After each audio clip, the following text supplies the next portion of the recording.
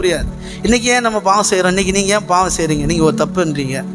எது பாவம்? கவலைப்படுற பாவம், கோவப்படுற பாவம். சரி, விபச்சாரம் பண்ணுறதே பாவம்னு வச்சுவிடுமே. இதில் விபச்சாரம் ஏன் செஞ்சோம்? வாலிப நாட்களில் செஞ்சுருக்கலாம். எது விபச்சாரம்?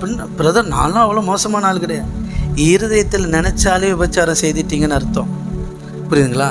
சினிமா நடிகைகள் அவங்கள நினச்சிட்டு அவங்களோட சேர்ந்த மாதிரி நினச்சாலே விபச்சாரம்னு அர்த்தம். உதாரணத்தை சொல்கிறேன். ஏன் செஞ்சோம் அப்படின்னா, தேவன் மேலே நம்பிக்கை இல்லை. வாலிப வயசுலேயே எனக்கு இப்போ வயசு இவ்வளோ தான் ஆகுது, எனக்கு வயசு வரும்போது எனக்கு ஒரு துணையை அப்பா வச்சுருக்கிறாரு, அந்த துணையை நான் கல்யாணம் பண்ணி சந்தோஷமாக இருப்பேங்கிற அந்த விசுவாசம் இல்லை. தேவன் பேரில் நம்பிக்கை இல்லை. தேவன் தருவார்னு நம்பிக்கை இல்லை. அதனால தான் வாலிபத்திலே காதல், வாலிபத்திலே தவறான எண்ணங்கள், ஆபாச படங்கள், அந்த மாதிரி. புரியுதுங்களா? அப்போ பாருங்கள், ஏன் இன்றைக்கி பாவம் செய்கிறோம், ஏன் அழுகுறோம், ஏன் கவலைப்படுறோம்? தேவன் நம்மளை தருவார், ஆசீர்வாதம். தேவன் நம்ம மேலே அன்பாக தான் இருக்கிறார்.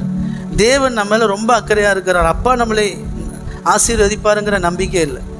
ஆதாம் ஏவாள் நிர்வாணி ஆனபோது தேவன் நிர்வாணத்தை மறைக்கிறதுக்கு அவங்களே ட்ரெஸ்ஸு தைச்சிக்கிட்டாங்க. இதுவரைக்கும் அவங்களுக்கு தேவையான எல்லாத்தையும் அவர் தான் செஞ்சு கொடுத்தார். அதான் நான் சொன்னேன், பிதா குமாரன் பரிசுத்த ஆவியானவர் அந்த உறவில் இருந்தப்போ, அந்த ஐக்கியத்தில் ஆதாம் ஏவாள் இருந்தப்போ அவங்க சந்தோஷமாக இருந்தாங்க, சமாதானமாக இருந்தாங்க, மகிழ்ச்சியாக இருந்தாங்க, நிம்மதியாக இருந்தாங்க. அவங்களுக்கு எல்லா ஆசீர்வாதமும் இருந்துச்சு. சாப்பாட்டுக்கு குறை கிடையாது, எல்லா ஆசீர்வாதமும் இருந்துச்சு. அதெல்லாம் எங்கேருந்து வந்துச்சு? தேவனுடைய இந்த உறவுலேருந்து வந்துச்சு. ஒரு பிள்ளை பிறந்திருக்கு, அப்பா அம்மா இருக்கிறாங்க. அந்த பிறந்த பிள்ளை அப்பாவை நம்பி நிம்மதியாக இருக்கும், அப்பாவை நம்பி தூங்கும், அப்பா அம்மாவை நம்பி சந்தோஷமாக இருக்கும். அதுக்கு பயம் கிடையாது, அதுக்கு சம்பாத்தியத்தை பற்றி கவலை கிடையாது, சாப்பாட்டை பற்றி கவலை கிடையாது, எதை பற்றியும் கவலை கிடையாது. அது நிம்மதியாக இருக்கும். அப்படித்தான் ஆதாம் ஏவாள் அந்த நிறைவில் தான் வாழ்ந்தாங்க. நீங்கள் ஒரு இடத்துல வேலை பார்க்குறீங்க, உங்கள் ஓனரோடு ரொம்ப க்ளோஸ் ஆகிட்டீங்க. உங்கள் ஓனர் நீங்கள் எது கேட்டாலும், எந்த விசேஷனாலும் வந்து அப்படியே அள்ளி தருவாப்பில், அள்ளி தர்ற நபராக இருக்கிறார். நீங்கள் கவலைப்படுவீங்க? கவலைப்பட மாட்டோம், கஷ்டப்பட மாட்டோம். புரியுதுங்களா? ஒரு பெரிய நம்பிக்கை இருக்கும் பாருங்கள், நம்பிக்கையில் வாழ்வோம். அதனால தான் சொல்ல வரேன். அப்போது ஒரு மனுஷன் இந்த அளவுக்கு இருக்கும்போது ஒரு மனுஷனை நம்பியே நல்லா வாழ்கிறாங்க, நிம்மதியாக வாழ்கிறாங்க.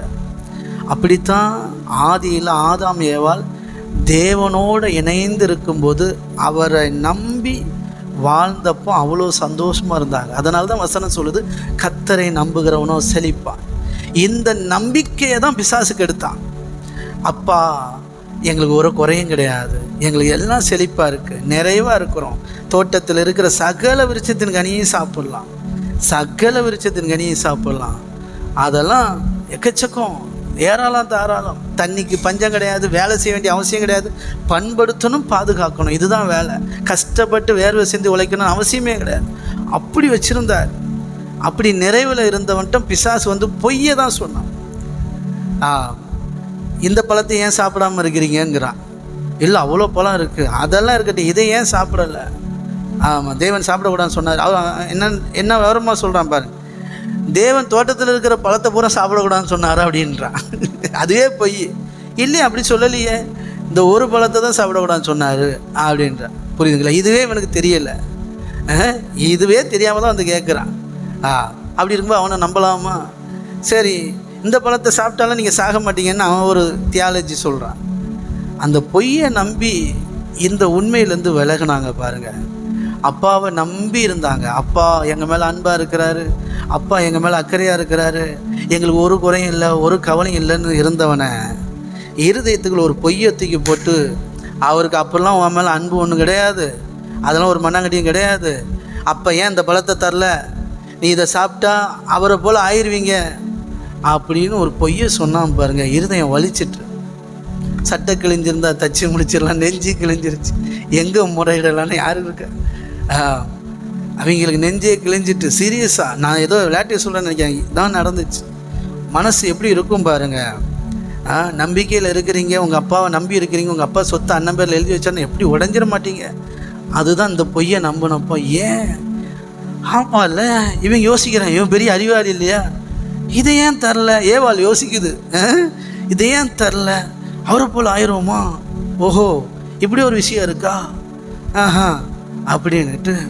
ஆனாலும் எங்கள் மேலே அக்கறை இல்லையே, அன்பு இல்லையே, அவ்வளோ வரைக்கும் நம்பிக்கையாக இருந்தாங்க. அப்பா டேடி அப்படின்ட்டு இருந்தாங்க.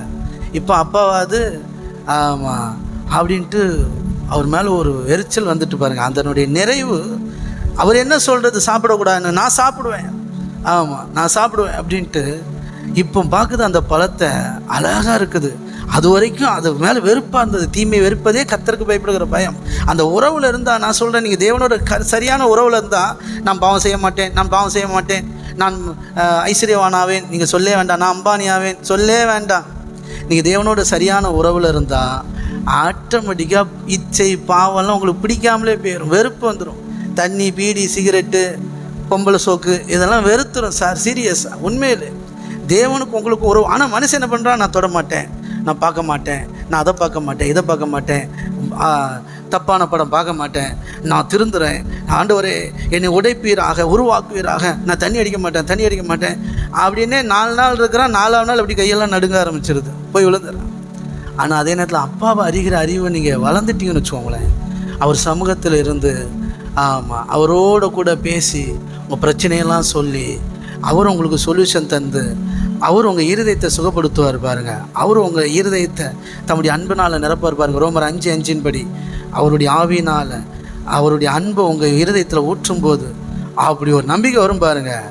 போடா ஆண்டவரே என் பக்கம், ஆமாம் என்ன வந்தாலும் பார்த்துக்கலாம், அப்படி ஒரு விசுவாசம் வரும் பாருங்க. வேதம் சொல்லுது, ஆவியின் கனிகள் அன்பு, சந்தோஷம், சமாதானம், இச்சையடக்கம், விசுவாசம் எல்லாம் அங்கே தான் இருக்குது. அவர் கேரக்டர் அது. வேதம் சொல்லுது ரோமர் 5:5, தேவன் நமக்கு அருளப்படுகிற ஆவியினாலே என்னதான் அவருடைய அன்பை ஊத்துறாராம்.